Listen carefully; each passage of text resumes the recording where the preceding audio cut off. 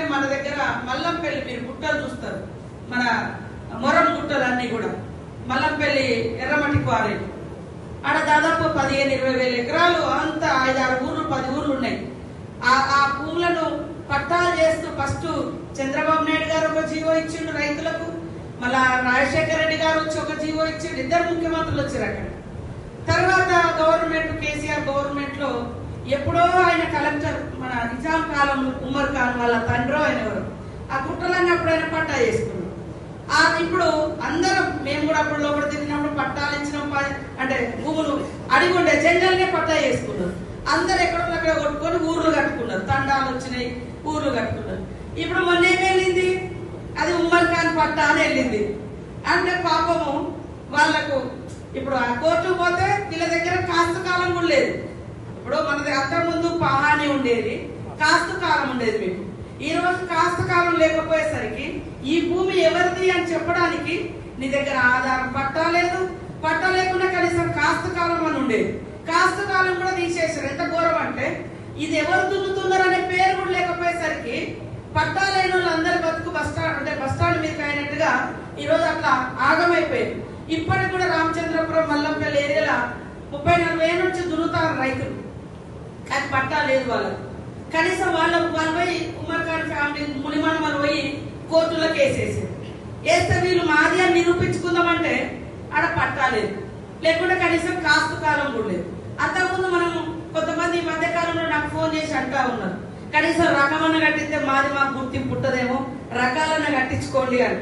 చేనేత హస్తకళ, handlooms, handicrafts, cotton and silk expo exhibition, Bhagalpuri saris, Pochampally bedsheets, Kalamkari Kashmir silks, dress materials and saris, Gadwal చీరలు, dress materials, khadi వస్త్రములు, మంగళగిరి చేనేతలు, వరంగల్ టవల్స్, లుంగీలు, బెంగాలీ కాటన్ చీరలు, Haryana bedsheets, Jaipur tops and leggings, Kondapalli బొమ్మలు, 1 గ్రామ్ జ్యువెలరీ, 2 కాటన్ సారీస్ 500 రూపాయలు, bedsheet buy 2 get 1 free, 4 khadi tops 1000 రూపాయలకు. ఈ నెల 27/4/2025 వరకు.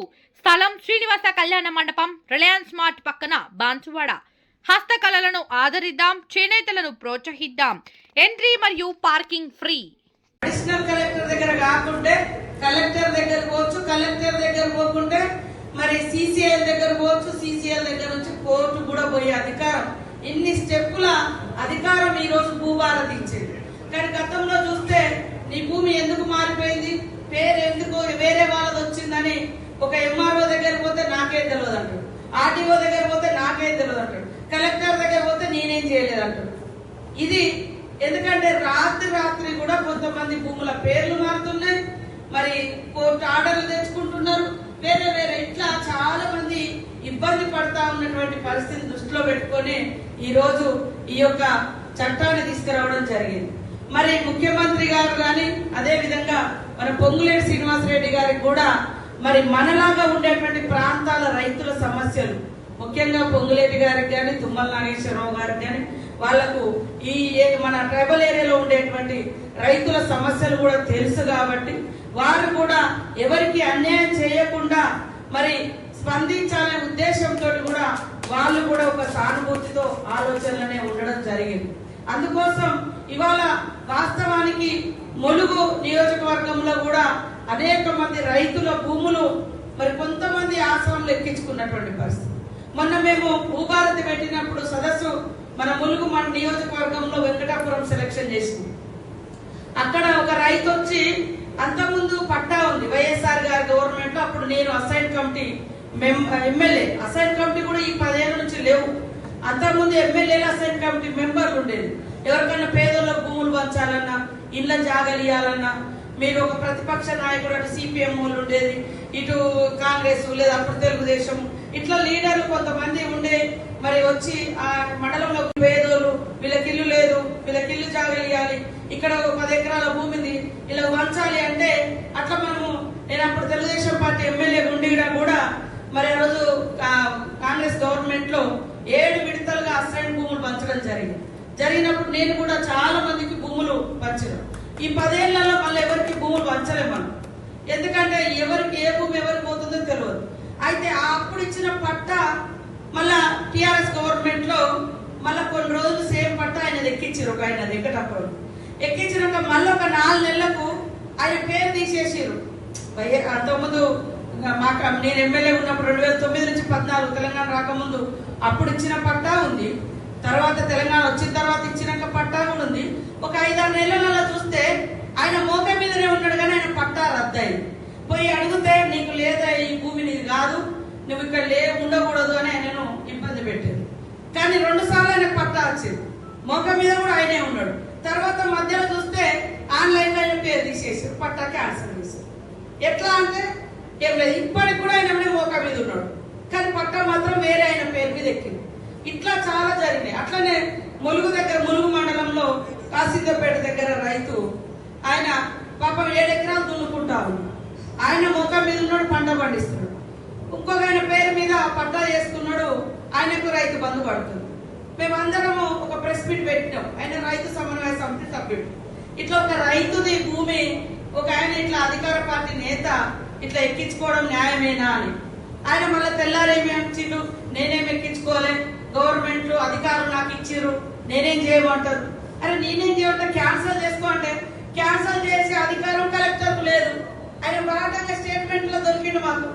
ఎందుకంటే మోకాలు ఏదే కానీ 2014 తర్వాత మరి రకరకాల కొత్త చట్టాల పేరుతోటి అనేక మంది భూములను ఇవాళ కాస్తులో ఉన్న భూములను కూడా సర్వే చేసి అది 30-40 ఏళ్ల నుంచి ఇందాక శివయ్య గారు చెప్పినట్టుగా కొన్ని 30-40 ఏళ్ల నుంచి ఉన్న భూములను కూడా కొంతమంది అధికారులు పై ప్రభుత్వ ఆనాటి ప్రభుత్వ ఆదేశాల మేరకు ఈ మండలంలో ఉన్న భూములన్నీ కూడా ప్రభుత్వ భూములని కూడా కొంతమంది అత్యుత్సాహంగా కొన్ని తీయడం జరిగింది.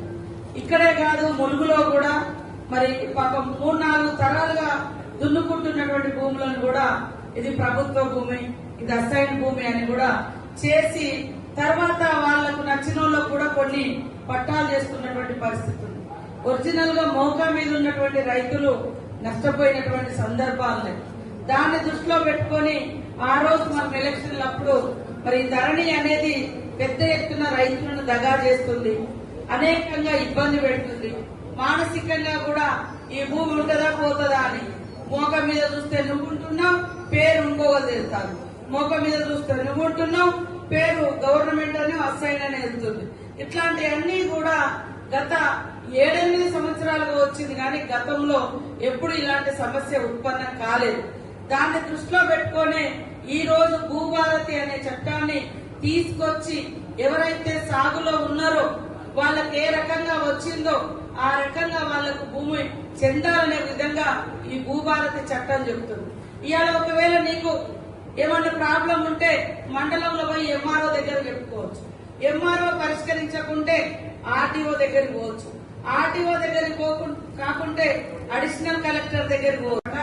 అది కూడా తొందరలోనే కంప్లీట్ చేస్తామని తెలియజేస్తూ ఈ మండలాన్ని అభివృద్ధి చేసుకోవడానికి మీరందరూ కూడా సహకరించాలని, ఎలాంటి ఘర్షణ పూరిత వాతావరణం రాకుండా ఏదైనా సమస్యలు మన రైతు తొందరగా ఆయనతో కూడా కలెక్టర్ మాట్లాడాడు. ఆ రోజు ఇక్కడ కలెక్టర్ నేను అందుబాటులో లేను, యానం నరసింహరావు తోటి ఆ రోజు కలెక్టర్ కూడా మీరేం ఆందోళన చెందకండి, మేము ఉన్నాం, నష్టపరిహారం ఇస్తామని కూడా మాట ఇవ్వడం జరిగింది. అయినా కూడా ఆందోళన చెంది మరి బాధతో భయం ఇట్లా అప్పులేట్లో తీర్చుకొని భయంతో వారు ఆత్మహత్య చేసుకోవడం జరిగింది. హాస్పిటల్ ఖర్చులు దాదాపుగా 90,000 దాకా ఉంటే కూడా అవి కూడా వాళ్ళ కుటుంబం నుంచి ₹1 కూడా కట్టనివ్వకుండా మనమే పూర్తిగా చేయడం జరిగింది. కానీ నేను రైతులకు ఒకటే చెప్తా ఉన్నా, ఏదైనా జరిగితే కష్టం అనేది మనిషికి రాకుంటే మానకు వస్తారా? వస్తుంది.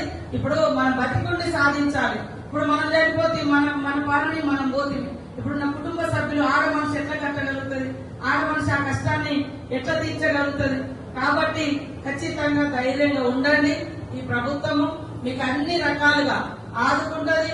మొన్న సన్న వడ్ల ద్వారా కూడా మరి ఎవరైతే పంట పండించారో వాళ్ళందరికీ కూడా 500 బోనస్ ద్వారా కొంత రిలీఫ్ వచ్చింది. వాస్తవానికి పంట ఉన్నా లేకున్నా పంట తీసింది కాబట్టి, పంట కొన్నాం కాబట్టి పంటకు మరి బోనస్ ఇవ్వడమే కాకుండా ఆ కొన్నటువంటి ధాన్యాన్ని కూడా మళ్లీ పట్టించి మరి ఒక్కొక్కరికి 6 కిలోల చొప్పున సన్న బియ్యం కూడా ఈ రోజు మనం ఇవ్వడం జరుగుతా ఉంది. తప్పకుండా మాట ప్రకారం రైతు భరోసా కూడా నిన్న కూడా చెప్పడం జరిగింది సంబంధిత చేనేత హస్తకళ handlooms, handicrafts, cotton and silk expo exhibition, Bhagalpuri saris, Pochampally bedsheets, Kalamkari Kashmir silks, dress materials and saris, Gadwal చీరలు, డ్రెస్ మెటీరియల్స్, ఖాదీ వస్త్రములు, మంగళగిరి చేనేతలు, వరంగల్ టవల్స్ లుంగీలు, బెంగాలీ కాటన్ చీరలు, Haryana bedsheets, Jaipur tops and leggings, Kondapalli బొమ్మలు, 1 గ్రామ్ జ్యువెలరీ, 2 కాటన్ సారీస్ 500 రూపాయలు, bedsheet buy 2 get 1 free, 4 khadi tops 1000 రూపాయలకు. ఈ నెల 27/4/2025 వరకు. స్థలం శ్రీనివాస కళ్యాణ మండపం, రిలయన్స్ మార్ట్ పక్కన, బాన్సువాడ. హస్తకళలను ఆదరిద్దాం, చేనేతలను ప్రోత్సహిద్దాం. ఎంట్రీ మరియు పార్కింగ్ ఫ్రీ.